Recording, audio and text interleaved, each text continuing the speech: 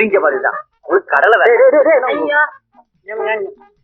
வீட்டுக்கார பங்குக்கு வராது ஒழிச்சுக்க பங்குக்கு வந்திருக்காங்க அடிச்சு நீங்களா குடிச்சு கெட்டு போறீங்க. அறிவுரை சொல்றாரு கேளுங்கப்பா. சொல்லுங்க.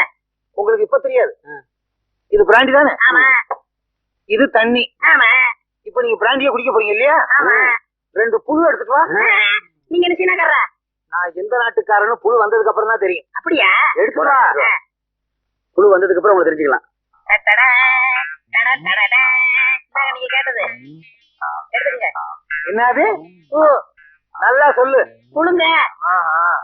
என்னடா அது இடியப்பத்துக்கு உயிர் வந்த மாதிரி இருக்கு. டேய், ஒரு புழு எடுத்து தண்ணியில போடு.